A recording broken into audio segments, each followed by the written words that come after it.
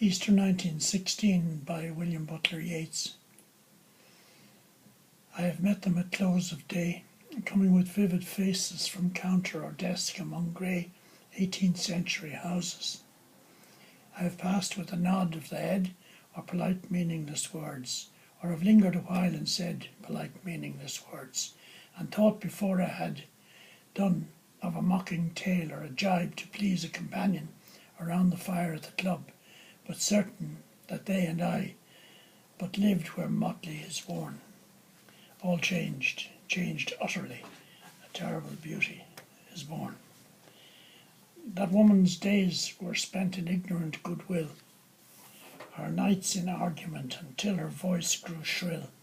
What voice more sweet than hers, when young and beautiful she rode to harriers? This man had kept a school and rode our winged horse. This other, his helper and friend, was coming into his force. He might have won fame in the end, so sensitive his nature seemed, so daring and sweet his thought. This other man I had dreamed, a drunken, vainglorious lout. He had done most bitter wrong to some who were near my heart, yet I number him in the song. He too has resigned his part in the casual comedy. He too has been changed in his turn, transformed utterly. A terrible beauty is born.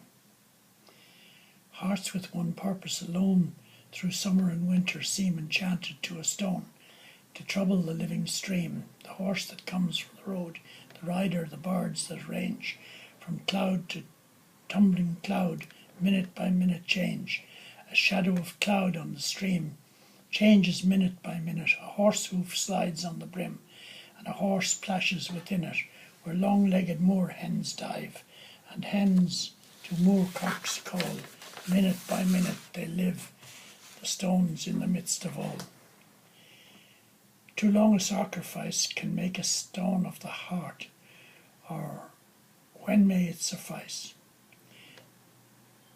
That is heaven's part, our part, to murmur name upon name, as a mother names her child, when sleep at last has come on limbs that had run wild.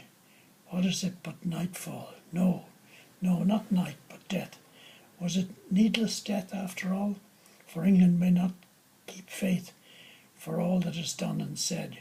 We know their dream, enough to know they dreamed and are dead. And what if excess of love bewildered them till they died? I write it out in a verse, MacDonagh and MacBride, and Connolly and Pearse. Now and in time to be, wherever green is worn, are changed utterly, a terrible beauty is born.